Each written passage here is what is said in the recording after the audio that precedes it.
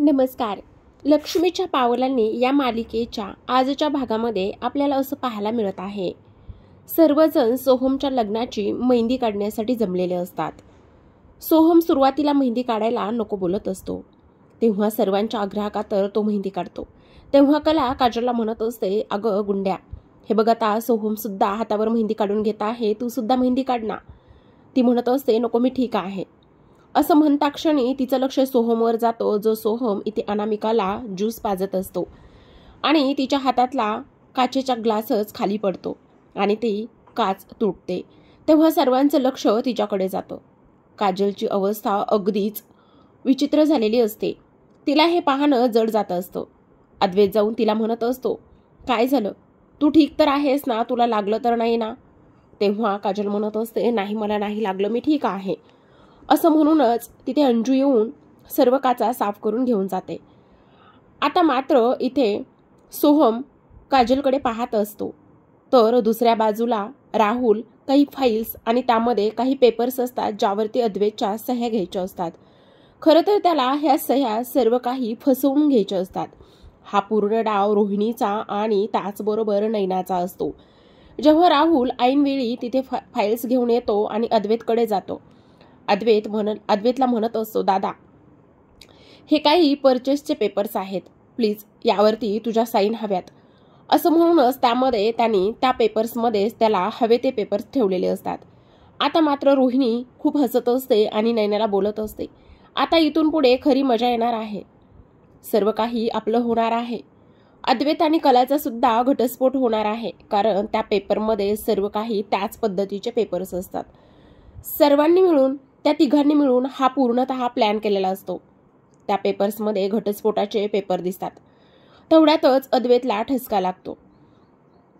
अद्वैतला ठसका लागता क्षणी राहुल त्याच्याकडे पाण्याचा ग्लास समोर धरत असतो. इकडे अद्वैतचं पूर्ण लक्ष कलाकडेच असतं. आज कला खूपच कमाल दिसत असते, खूप सुंदर दिसत असते ती या लुकमध्ये आणि हातावरती मेहंदी सुद्धा काढलेली असते. तेव्हा आबा मात्र घरातील प्रत्येक बाईचं कौतुक करत असतात. बायकांच्या हातावर मेहंदी काढल्यावर एक वेगळाच लुक येतो, एक वेगळं समाधान मिळतं असं ते बोलत असतात. खरंच आज बायकांचा सण आहे किंवा आज बायकांचाच कार्यक्रम आहे असं ते भरभरून बोलत असतात. आणि तेव्हा ते कलाला सुद्धा बोलतात, अगं कला किती खुश आहेस तू, खरंच आज तुझ्या हातावरची मेहंदी रंगणार बघ, असं ते बोलत असतात. आता सर्वजण जेवण करून घ्या, जेवणाची वेळ झाली.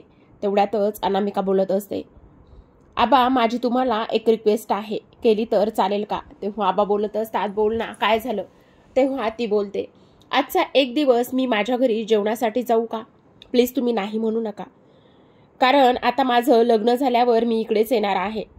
जोपर्यंत माझं लग्न होत नाही तोपर्यंत मला माझ्या आईच्या हातचं जेवायचं आहे, तिच्या हातची चव मला चाखायची आहे. असं म्हणतात, लग्न झाल्यावर मुलीचं आयुष्य पूर्ण बदलतं. तेव्हा आबा म्हणत असतात, माझी काहीच हरकत नाही किंवा कोणाची सुद्धा नसेल, तू आनंद घे तुझ्या आईच्या जेवणाचा आणि ती चव साठवून ठेव, नंतर तुला ती उपयोगी येणार आहे. इकडे मात्र रजनी सरोजकडे येते आणि सरोजला म्हणत असते, बघताय ना वहिनी, अद्वैतचं कसं लक्ष सर्व कलावरच आहे. पण वहिनी तुम्हाला एक गोष्ट सांगू का, खरंच कला किती हुशार आहे ना. अगदीच 2 दिवसामध्ये तिने सर्व काही तयारी केलेली आहे. 2 दिवसामध्ये सर्व गोष्टी तिने जमून आणलेल्या आहेत. तेव्हा सरोज बोलत असते, हो तिच्यामध्ये हुशारी तर आहेच मानावं लागेल, पण कुठल्या गोष्टीची हुशारी आहे ते मात्र कळायला पाहिजे. इकडे मात्र राहुल अद्वैत समोरच उभा असतो. त्याच्या मागे पुढे करत असतो, कारण त्याला त्या पेपर्सवरती साईन सिग्नेचर्स घ्यायच्या असतात. आबा हे सर्व काही दुरूनच टिपत असतात. इकडे अद्वैतला मध्येच ठसका लागतो. ठसका लागल्यामुळे राहुल त्याच्याकरिता पाणी घेऊन येतो. आता असं ह्या मध्येच थांबतात की काय म्हणून रोहिणीचं लक्ष त्याच्याकडे जातं. तेव्हा अद्वैतला कळत नाही हे सर्व काय चाललेलं आहे. इकडे मात्र जे काही आबा आहे ते म्हणत असतात, अगं सरोज तुला माहिती आहे का, आपल्या इथे रूढी परंपरा आहेत.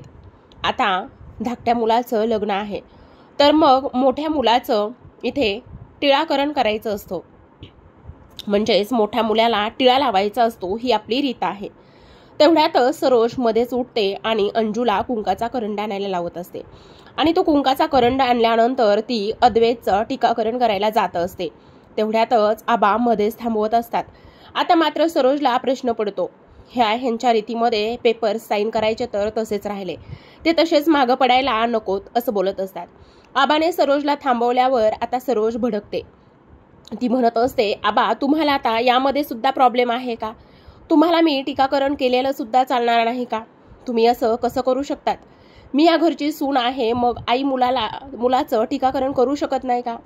तेव्हा आबा म्हणत असतात, सरोज तुझं अगदीच बरोबर आहे, पण तुझ्या एक गोष्ट लक्षात येते का की बायकोनेच नवऱ्याचं टीकाकरण करायचं असतं आणि तो या घरचा मोठा मुलगा आहे, सोहमचा धाकटा मोठा भाऊ आहे आणि त्याच्या लग्नामध्ये त्याचं टीकाकरण त्याच्या बायकोनेच करावं अशी ही रीत आहे आपल्या घराची. जेव्हा धाकट्या माझ्या मुलाचं लग्न होत होतं तेव्हा तू तुझ्या म्हणजेच अद्वैतच्या बाबाचं टीकाकरण तूच तर केलं होतंस ना, ही गोष्ट तू कशी विसरू शकतेस? तेव्हा मात्र सरोजला खूप राग येत असतो. सरोज लागलीच कलाकडे वळून पाहते आणि म्हणते, आबा एक गोष्ट लक्षात ठेवा, ही मुलगी घरातली नाही तर घराबाहेरची आहे आणि तुम्ही तिला या घरामध्ये इतका मान देत आहात, हे अगदीच चुकीचं आहे. तुम्हाला माझं म्हणणं कधीच पटत नाही, पण या घरातली मी आहे ही नाही आणि ही गोष्ट तुम्ही मान्य कधी कराल हे मला नाही माहिती. पण एक गोष्ट मुली लक्षात ठेव, तुझ्या हातावर मेहंदी आहे, मग तू आता टीकाकरण कसं करणार आहेस? आता काय तुझी मेहंदी वाळण्याची सर्वांनी वाट पाहायची आहे का? असं ती म्हणत असते. तेव्हा आबा कलाकडे पाहतात, कारण तिच्या हातावर मेहंदी असते. तेव्हा सरोज बोलते, ठीक आहे आबा, तुम्ही म्हणता तसं, जाग मुली, जाऊन पटकन मेहंदी धुवून ये आणि तुला टीकाकरण करायचं आहे ना तर तू कर, असं ती बोलत असते. तेव्हा मात्र आता मेहंदी कशी धुवायची, कारण अद्वैतचं किती प्रेम आहे आणि त्याचबरोबर काय करायचं यामुळेच तिने मेहंदी लावलेली असते आणि आता धुवायला लावलेली असते. आता मात्र नैना विचारात पडते, आता खरंच ही मेहंदी धुवेल का, काय करेल?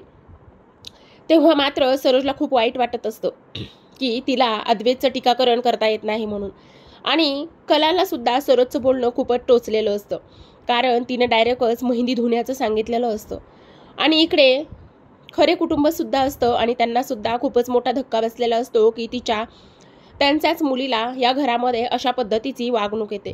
तेव्हा आता मेहंदी तर मी धुणार नाही असं म्हणताच तिला आठवतं, तिनं जेव्हा पूजा करायला गेली होती तेव्हा ताटातलं खूप सारं कुंकू तिनं तिच्या कपाळावरती लावलेलं होतं आणि तेव्हा ती लगेचच म्हणते, मी मेहंदी धुणार नाही. आता तिच्या तोंडून हे वाक्य ऐकल्याच्या नंतर सर्वांना खूपच मोठा धक्का बसतो, कारण आबांना विश्वास असतो की कला नक्कीच काहीतरी मार्ग काढेल आणि ती असं बोलल्याच्या नंतर आता ती मेहंदी धुणार नाही, मग कशा पद्धतीने टीका लावणार आणि मेहंदी न धुता मी अद्वैतला टीका लावेल असं म्हणूनच ती अद्वैतकडे जात असते आणि सर्वजण तिच्या त्या वागण्याकडे, चालण्याकडे, बोलण्याकडे पाहत असतात. अद्वैत हा उभा राहिलेला असतो, ती त्याच्या समोर जाते आणि त्याला म्हणत असते, अद्वैत सोफ्यावरती बस.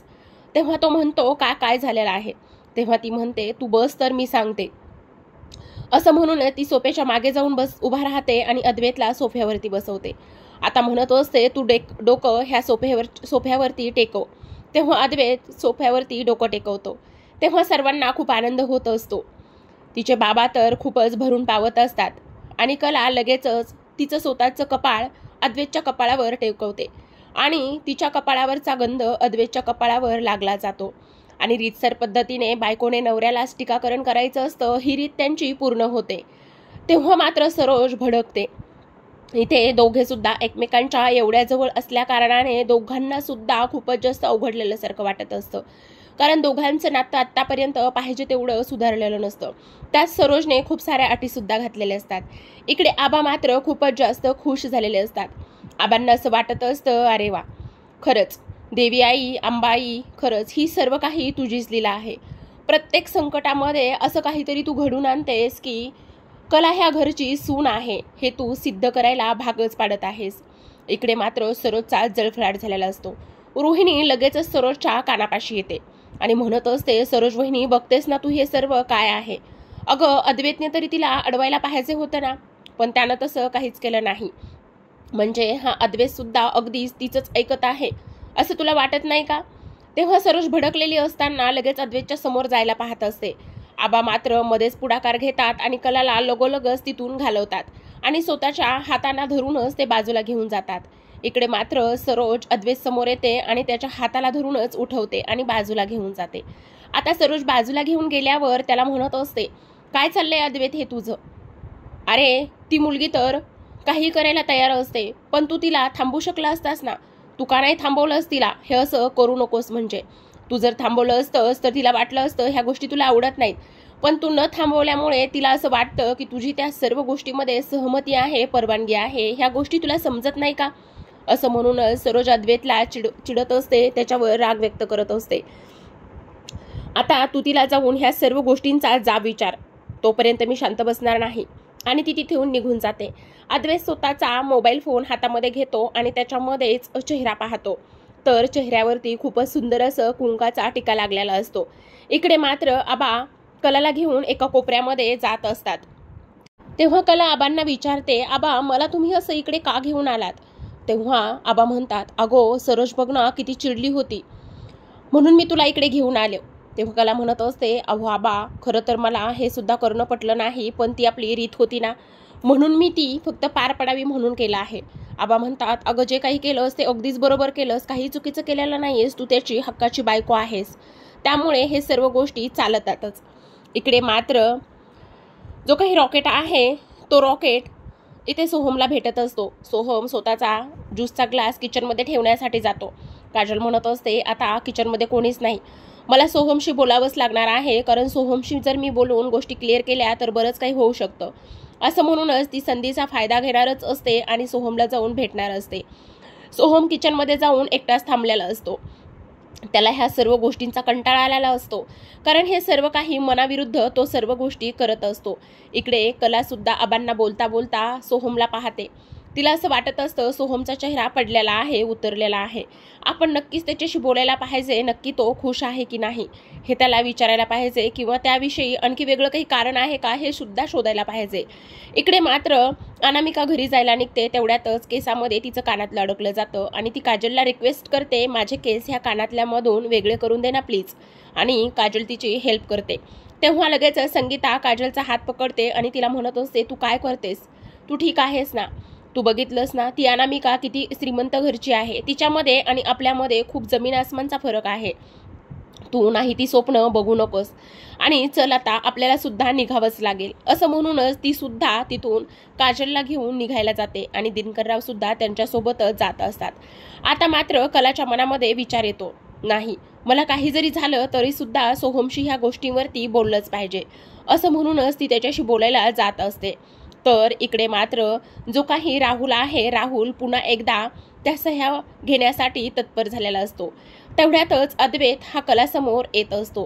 कलासमोर आल्याच्या नंतर तो तिला बोलत असतो, खरे तुला ह्या गोष्टी करण्याची काय गरज होती?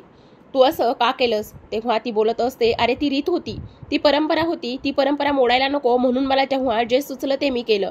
मला माझ्या हातावरची मेहंदी सुद्धा मोडायची नव्हती, आणि ती रीत बायकोने पार पाडणं गरजेचं होतं. आता तुला आपण नवरा बायको आहोत ही सुद्धा गोष्ट मान्य नाही का? असं कला त्याच्याकडून ऐकून घेण्यावर करूनच आशा करत असते. पण अद्वैतला तिच्या प्रश्नाचं उत्तर काय द्यावं हे समजत नसतं.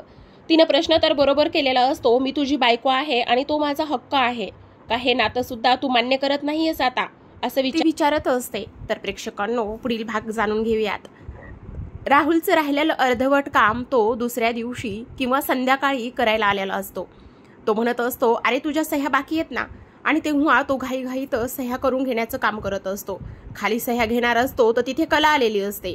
आता तो त्याच्या खोलीमध्ये ते पेपर्स घेऊन येतो आणि त्याला घाईघाईतच सह्या करून घेण्याचं काम करतो. तेवढ्यात कला तिथे आलेली असते आणि तिचा धक्का दरवाजालाच लागतो. हातातली बांगडी वाढत असते आणि तिचे काच खाली विखुरलेले असतात. तिच्या मनामध्ये येतं, असं बांगडी वाढणं अशुभ आहे, सर्व काही ठीक तर होईल ना, आणि तिच्या काचाला हाताला थोडंसं काच सुद्धा लागलेली असते. अद्वैत धावतच जातो तिच्याकडे आणि तिला लागलेलं पाहून तिला म्हणत असतो, काय करतेस तू? ठीक तर आहेस ना? एवढी कशाला धडपडत असतेस ग? इथे बस, मलमपट्टी करून देतो. तेव्हा कला नाही बोलत असते, पण अद्वैत मात्र तिच्यावर ओरडत असतो आणि हक्कानेच तिच्या हातावर मलम लावून त्याला थोडंसं ड्रेसिंग सुद्धा करत असतो. आता मात्र राहुल म्हणत असतो, आता सुद्धा ही मध्येच आलेली आहे, काय करायचं हिचं मला कळत नाही. तर आता जेव्हा अद्वैत संध्याकाळी खाली जातो आणि तेव्हा राहुल पुन्हा त्याच्याकडे ते पेपर्स घेऊन जातो आणि त्या पेपर्सवर सह्या कर म्हणतं. तेवढ्यातच डिव्होर्सचे पेपर त्याच्या समोर येतात आणि अद्वैतच्या पायाखालची जमीनच सरकते. तो म्हणत असतो, हे सर्व काय आहे? कारण राहुलचं पितळ उघडं पडलेलं असतं. त्याने नकळतपणेच कला आणि अद्वैतच्या घटस्फोटाचे कागद तयार करून घेतलेले असतात आणि त्या पेपर्सवरती सह्या सुद्धा तो करून घेण्याचं काम करत असतो. प्रेक्षकांनो, कसा वाटला एपिसोड? चला मग कमेंटद्वारे अभिप्राय कळवा.